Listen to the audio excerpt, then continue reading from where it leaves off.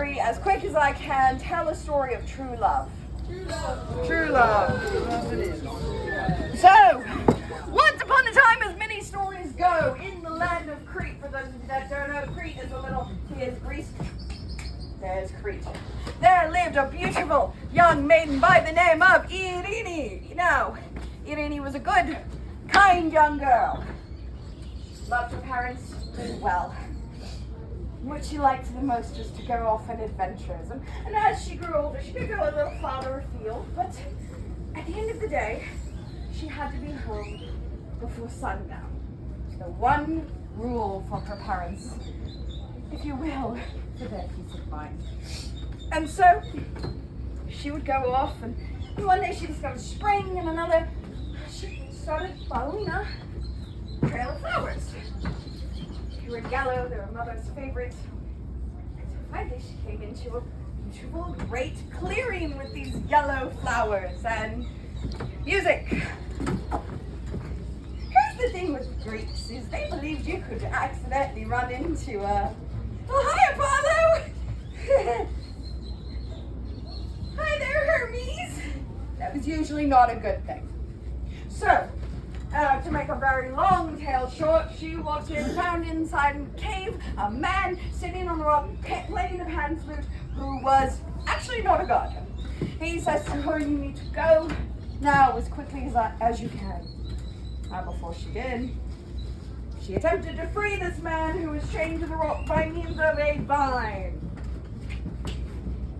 All went well until the vine grew back. There were thorns. She was out of options. It was almost sundown. She was already in love. Love at first sight. Sometimes it happens. Royal marriages, after all, those are all love matches, right? Yeah. So she returns the next day, our dear Irene, after gathering his name, which is Beton. And she comes to him and she sees this time he is chained to the rock with iron. She doesn't know quite what to do, so she goes out and she begins to pray, and she thinks on who she could pray to. And weirdly enough, she thinks of Hera, which is, of course, kind of its own thing for those who that might know Greek mythology.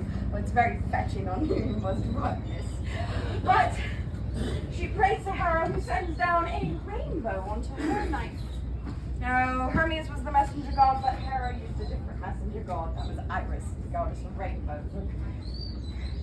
Irene didn't quite know why, but she knew she would go back in and attempt the manacles. Simple hunting knife, iron manacles. It worked, it cut through like butter. Right, wonderful, well, until suddenly from the back of the cave there came a rumble. Which turned into a growl, which crescendoed into the most frightening noise she'd ever heard, and Beton shoved her and said, go, Irene, quickly, I don't know what this is. She runs home in tears, begins praying again.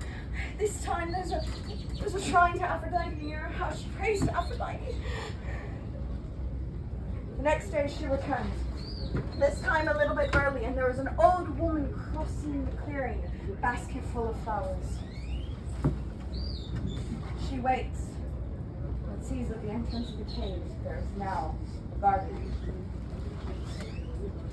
Great black wolf. Oh. It was a wolf, as if someone who had never seen a wolf before tried to draw one. The punches were larger than its back legs, as though it could stand on its back two legs at any moment.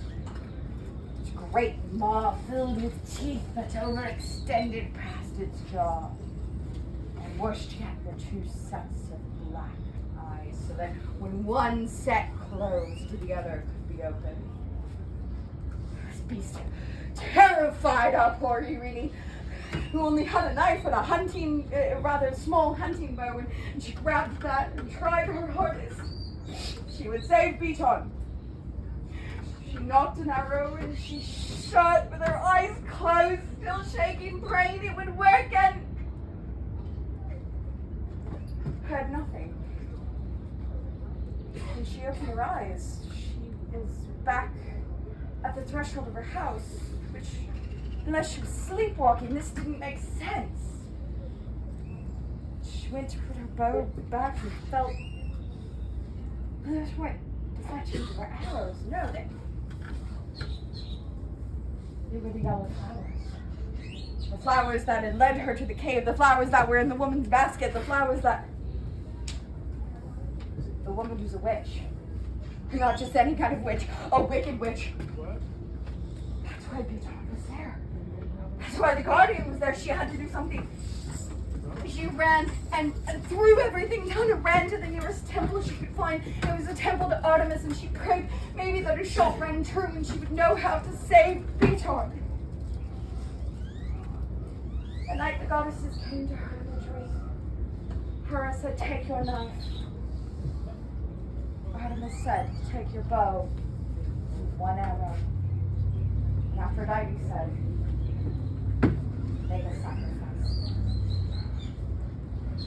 You listen when the gods talk to you. So she took her knife. She took her bow with one arrow.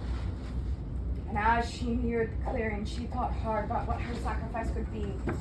She pulled out of her pouch something she had carried with her for a long time. Little red and black and white stones that her father had gotten when he was a traveling merchant to another one of the idols.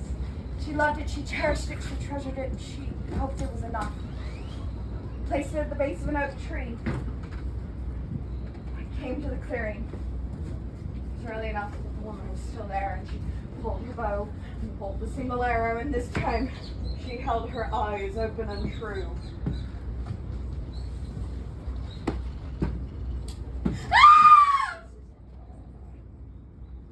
The woman turned to dust. Unfortunately, along with the arrow. Now she had a knife left against a great beast that was double in her size. And Artemis was not exactly known for being the kindest of goddesses. She had to trust that she would save her true love. So she went as hard as she could and lunged for the great beast and missed. Save 3 hairs in the back of its leg. You see, the knife wasn't just a knife any longer. It had been enchanted by her. Been enchanted to dispel magic, to dispel all evil magic. And so, instead of the beast's great maw closing on her, she felt arms. Because the beast was not a beast, but Beaton transformed. And the truth then, well, she had saved the day. And they'd go all the way back to her family farm, where her family is just waking up. And he asks for her hand in marriage, and well, yeah, he's a musician, but her father is married for love too. But he promises, I need to go for just one day. I'll return.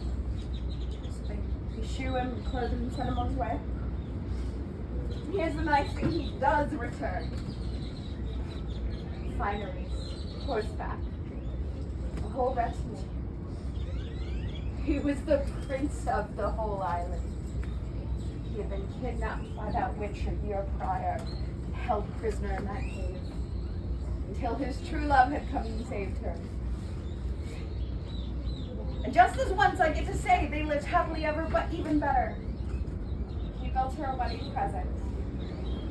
A shrine at the base of that oak tree, the only known one, to the triple goddesses.